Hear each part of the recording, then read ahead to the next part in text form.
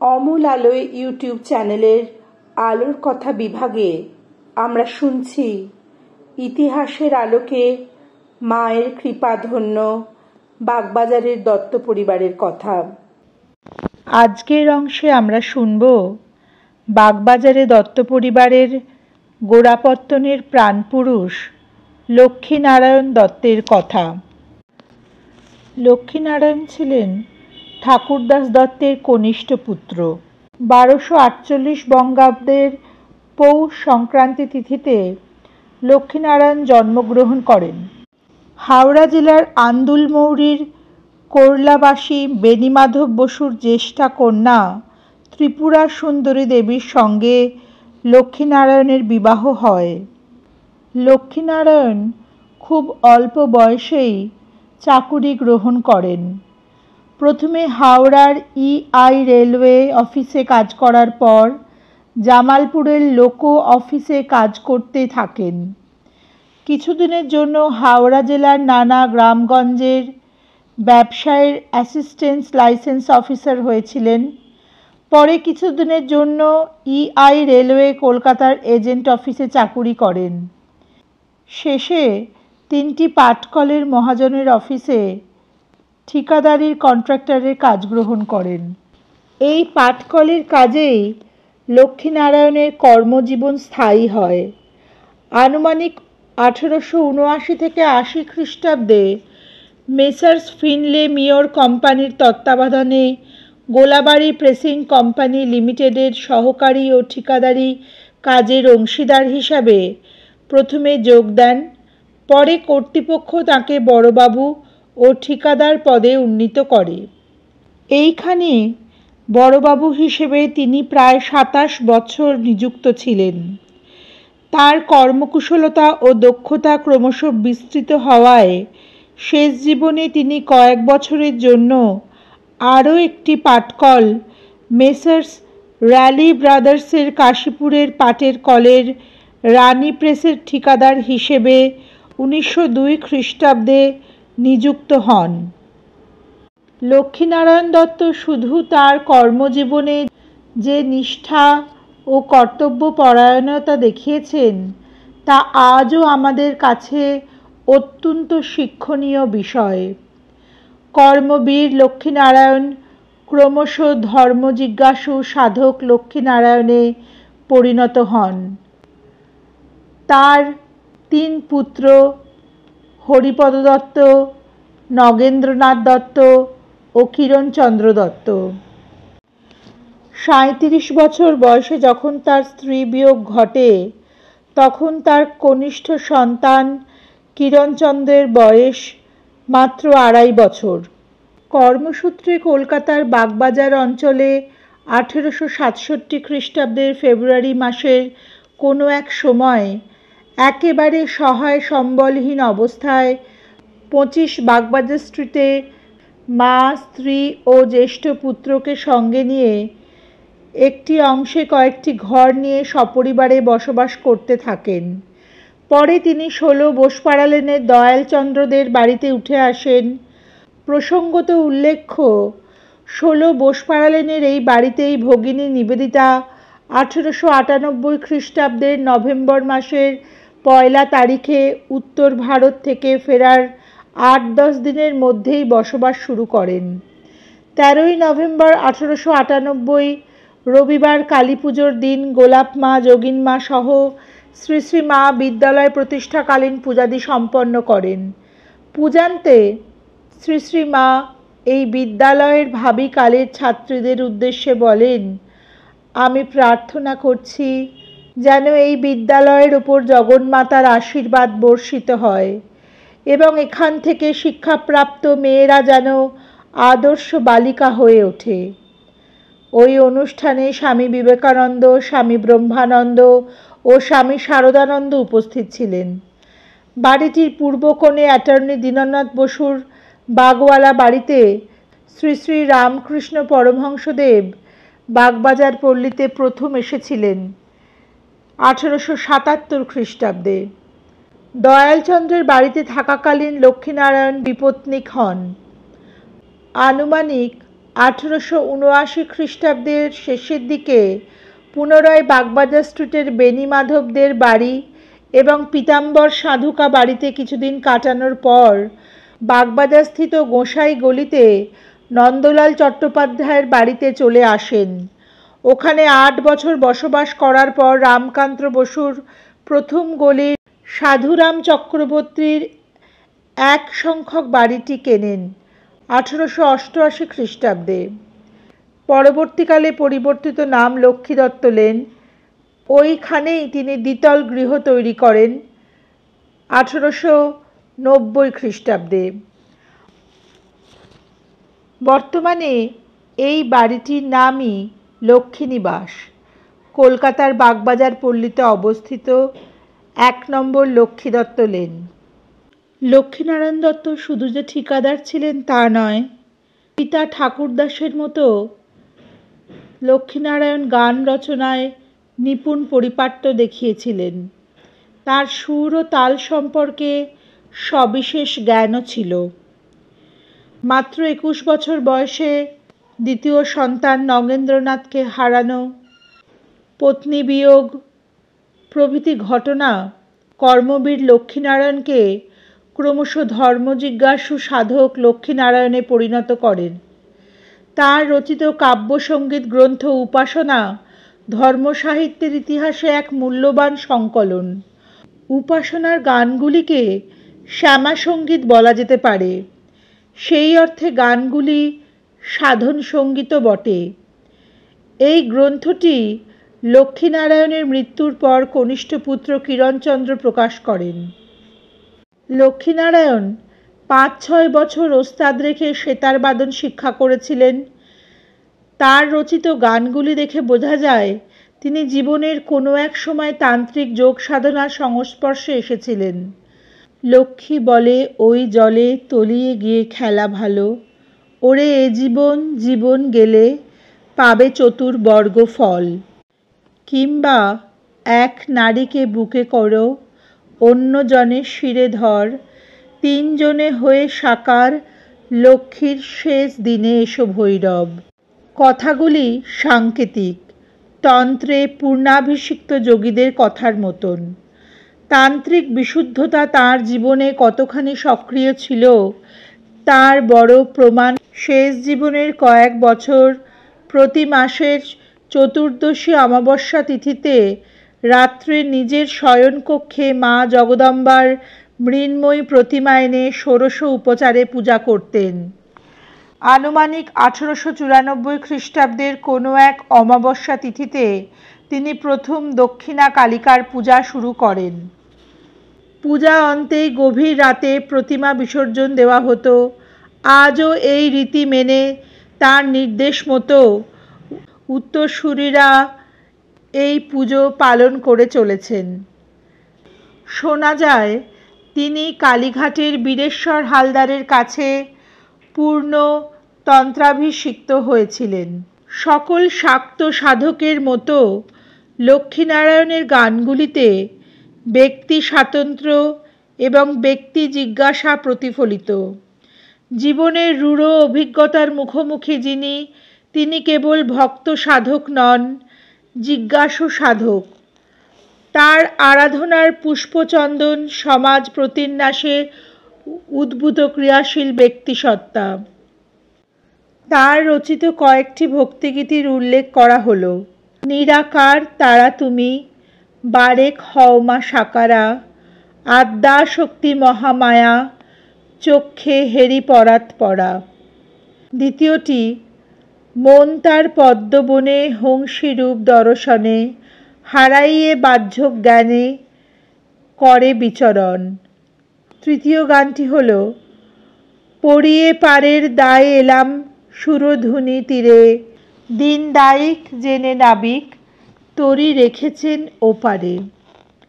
জীবন যেন অনিশ্চিত অসীম পথের যাত্রী। মাতৃশক্তির প্রতি অবিচলিত ও বিশ্বাসী লক্ষ্মীনারায়ণের কাব্যদর্শনের মূল কথা। তার রচিত উপাসনার গ্রন্থটির প্রতিটি গানের মধ্যেই শাক্ত ভক্তির স্রোত লক্ষ্য করা যায়। এখানে তিনি উপাসক লক্ষ্মীনারায়ণ, সাধক লক্ষ্মীনারায়ণ। রামপ্রসাদের মতো তীব্র জঠর যন্ত্রণার কথা গানগুলিতে প্রতিধ্বনিত না হলেও আত্মজিজ্ঞাসা ও অনুভবে তিনি শাক্ত কবিগণের মতো বিশ্বমাতার সঙ্গে সংযুক্ত হতে চেয়েছেন। লক্ষ্মীনারায়ণের আধ্যাত্মিক একনিষ্ঠ কেবল লৌকিক শক্তিতত্ত্বকে কেন্দ্র করে গড়ে ওঠেনি। ব্যক্তিগত জীবনে তিনি যে সাধনলব্ধ সংযম অর্জন করেছিলেন তারই প্রতিফলন গানগুলিতে আছে। লক্ষ্মীনারায়ণের কবি প্রতিভার অপর একটি অনির্বচনীয় নিদর্শন, কি আনন্দ সদানন্দ যোগে এসেছেন শঙ্করী, অকিঞ্চনের আকিঞ্চন পলকহীন নয়নে হেরি, গঙ্গাজল আর বিল্ল দলে মানস পূজিব যুগলে, আনন্দে সকলে মিলে পোহাইব বিভাবরী। লক্ষ্মী হৃদয়ে আবাসে বাঞ্ছা, এরা থাকেন বসে, পুনঃ যাবেন কৈলাসে শেষকালে কাল নিবারি।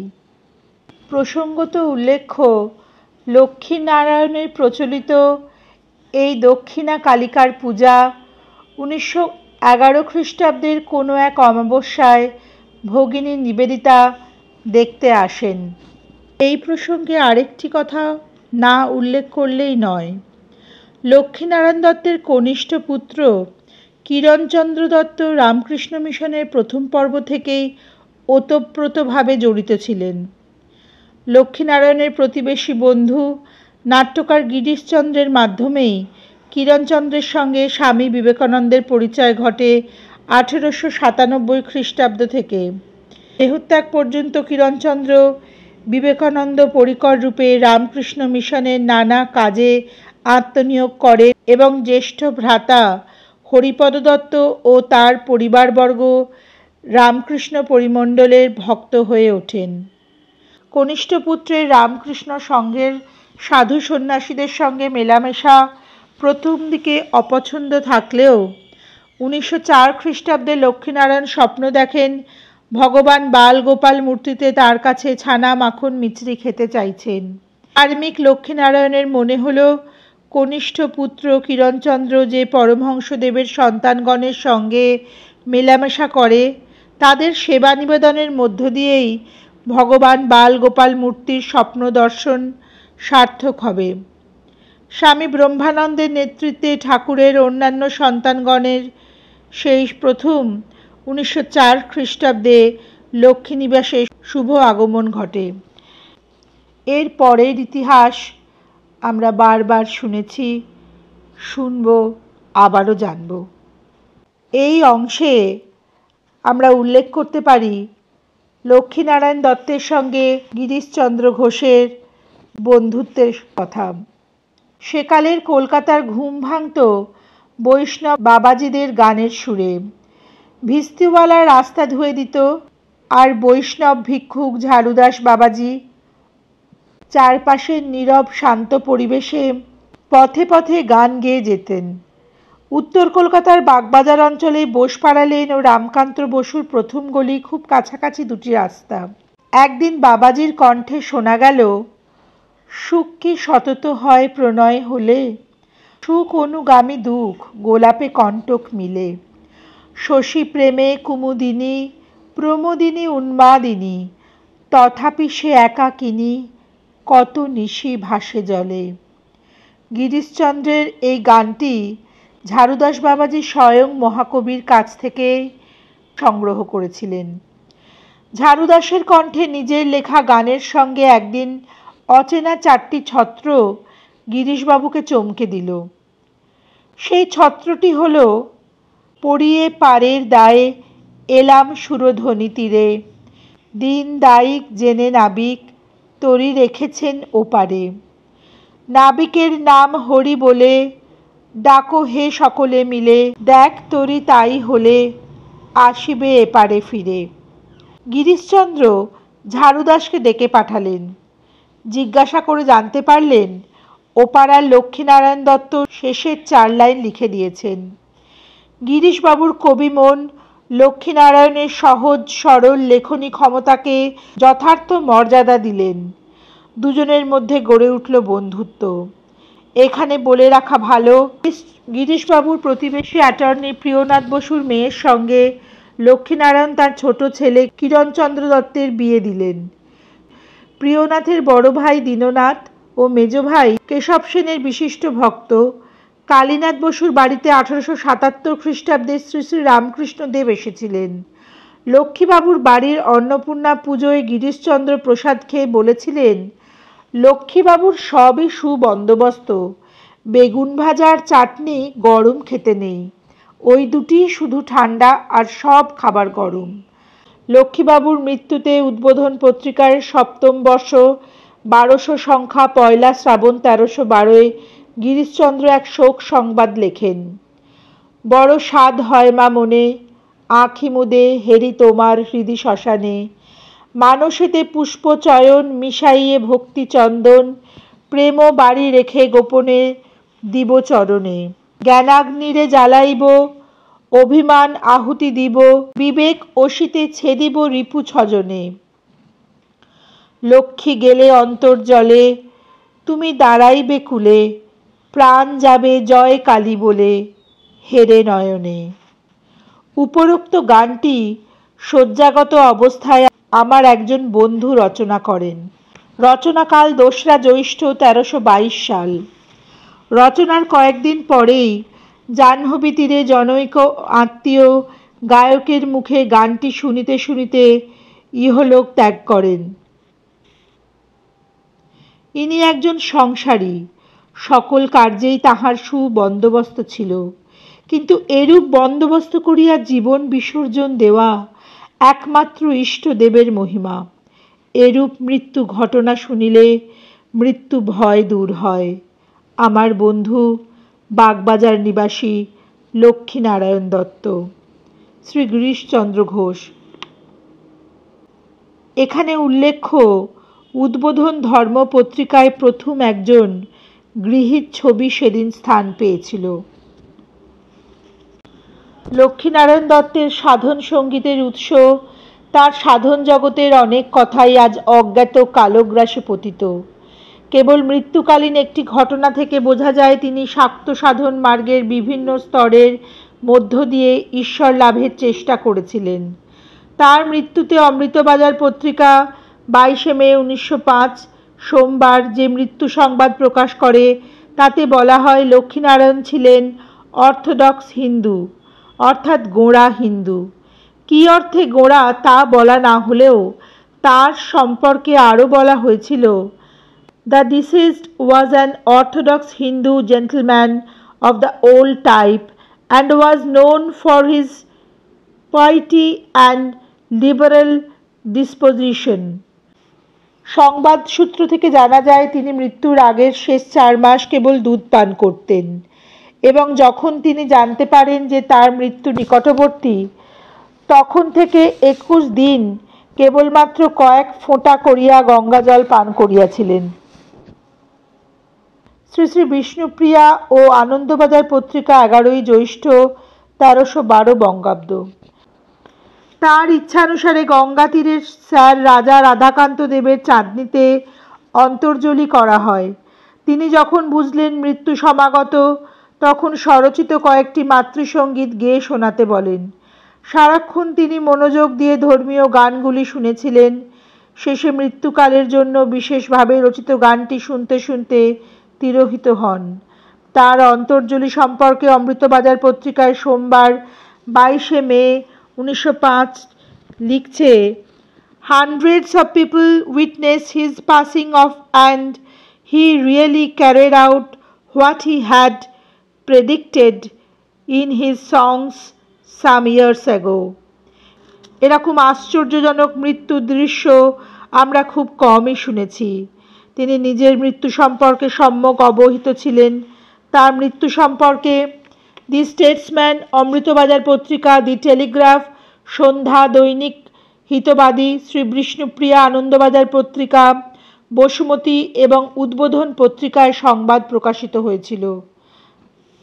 এখানে উল্লেখযোগ্য, লক্ষ্মীনারায়ণ দত্তের কনিষ্ঠ পুত্র কিরণচন্দ্র দত্ত শ্রীরামকৃষ্ণের মানসপুত্র শ্রীমৎ ব্রহ্মানন্দ স্বামী মহারাজের ইচ্ছায় শ্রী শ্রী রামকৃষ্ণ উপদেশ লক্ষ্মীনারায়ণ স্মৃতির উদ্দেশ্যে বিনামূল্যে বিতরণ করবার জন্য প্রথমে 1000 কপি এবং পরে আরও 8000 কপি ছাপান।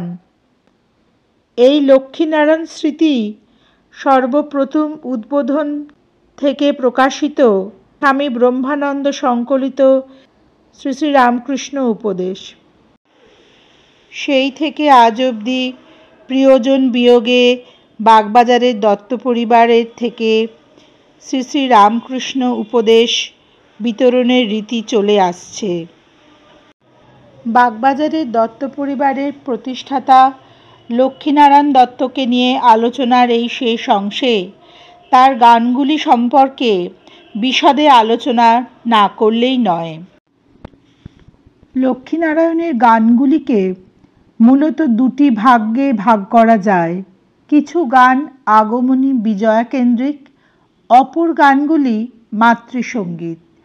যদিও সঙ্গীত হিসেবে এ জাতীয় ভাগ অবান্তর। পিতা ঠাকুরদাসের মতো তিনি গান রচনার পরিপাট্য বুঝতেন। সুর ও তাল সম্পর্কে তার সবিশেষ জ্ঞানও ছিল। 5-6 বছর ওস্তাদ রেখে সেতারবাদন শিক্ষা করেছিলেন।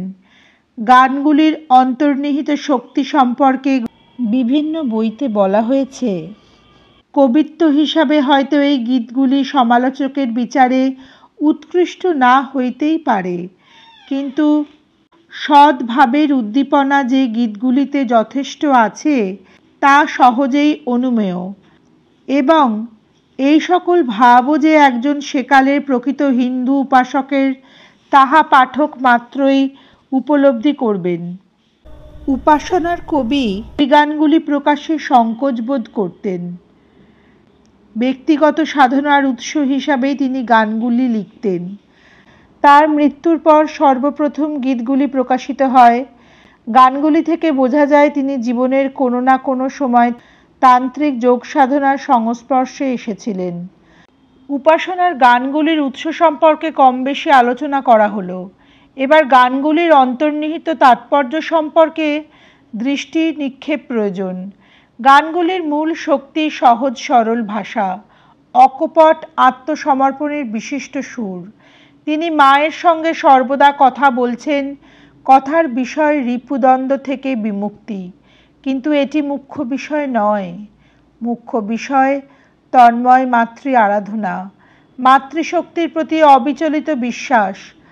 আপেক্ষিক বিচারে এ বিশ্বাসকে সমালোচকগণ বলতে পারেন জীবন বিমুখ আত্মবিকার অথবা জীবন ভীতি। কিন্তু আমরা জানি শাক্ত কবিদের কণ্ঠেই প্রথম সর্বতামস বিনাশী সত্যের প্রতি একাগ্রতা দেখতে পেয়েছি। খুঁজে পাওয়া গেছে ব্যক্তি স্বাতন্ত্র্যের বিশিষ্ট সুর। তখন বোঝা যায় কেন কবিরা বহমান জীবনের উপরিতলে চিরাশ্রয়ী মাতৃরূপের কল্পনা করেন। জীবন যেন অনিশ্চিত অসীম পথের যাত্রী। মাতৃকাতন্ত্র সেই অসীম মহাচৈতন্যের সাধন মার্গ। চলতি জীবন থেকে নতুনতর জীবনের সন্ধান। একজন পরম সত্য আছেন যিনি অজ্ঞাত অসীম। কেন তাকে সত্য অসীম বলা হয়? কারণ তিনি রিপুহীন, স্বররিপু শূন্য যিনি, তিনি অবয়বহীন, নিরাকার।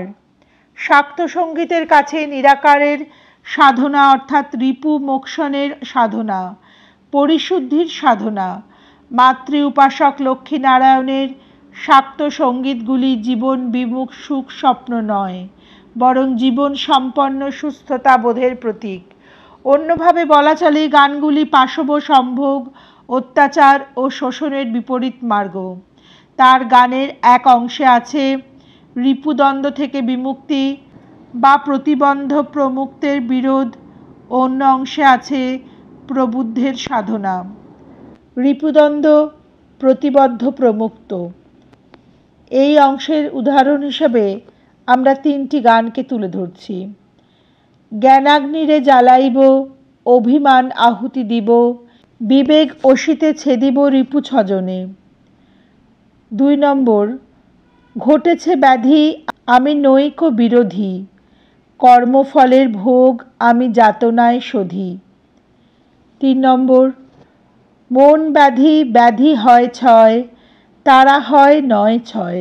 মম মন মুগ্ধ হয়, ভাবিয়ে এর উপর আসি। আত্মসমর্পণ বা বিমুক্তির বোধ। 1 নম্বর, জীর্ণ হলো তনু, অস্ত আয়ু ভানু, কাল ফিরিছে অনু, কখন কেশে ধরে। 2 নম্বর, নয়ন হেরে বামারে, মনের আধার গেল দূরে, মন বলে তড়া করে পায় ধরি বল। 3 নম্বর, পাপ চড়াতে লেগে তরি, যদি না মা ভেসে উঠে, ভক্তির কোদণ্ড দিয়ে ওই চড়াটা দেমা কেটে। প্রবুদ্ধ। 1 নম্বর, নিরাকারা তারা তুমি, বারেক হও মা সাকারা, আদ্যাশক্তি মহামায়া, চক্ষে হেরি পড়াত পড়া। 2 নম্বর, পড়িয়ে পারের দায়ে এলাম সুরধ্বনি তীরে, দিন ডাইক জেনে নাবিক ভরি রেখেছেন ওপারে। 3 নম্বর, কেন রে চঞ্চল মন, অনিত্য কর ভ্রমণ, নিত্য ধন সেই শ্যামার চরণ, হৃদয়ে কর স্থাপন। 4 নম্বর, বিশ্বমাতা তুমি করো যারে তাজ্য, কি ফল তাহার ধন জন রাজ্য। 5 নম্বর, পাদ পদ্ম বিকশিত, মন অলি পিপাসিত, মধুপানে লালায়িত, হয়েছে মা বিনা পানি। 6 নম্বর, হৃদে রাখি সে আকার দিয়েছে সে মনের দোর। 7 নম্বর, মন তার পদ্মবনে হংসীরূপ দর্শনে, হারাইয়ে বাহ্য জ্ঞানে করে বিচরণ। সকল শাক্ত সাধকের মতো লক্ষ্মীনারায়ণের গানগুলিতেও ব্যক্তি স্বাতন্ত্র্য এবং ব্যক্তি জিজ্ঞাসা প্রতিফলিত। এজন্য তার গানের যে মাতৃবিশ্বাস, তা কোনো সংকীর্ণ ধর্মবিশ্বাস নয়, বাস্তব জীবনের কঠোর কঠিন আঁচে প্রস্তরীভূত সংশয় ও বেদনার সৃষ্টি করেছে পরম সত্যের অনুসন্ধান। এই মহাপ্রাণ কর্মবীর গীতিকার উপাসক লক্ষ্মীনারায়ণ দত্ত 1905 সালের 16 মে ইহলোক ত্যাগ করেন। ঠাকুর মা স্বামীজির শ্রীচরণে শতকোটি প্রণাম জানিয়ে ইতিহাসের আলোকে মায়ের কৃপাধন্য বাগবাজারের দত্ত পরিবারের আজকের পর্ব এখানেই সমাপ্ত করলাম।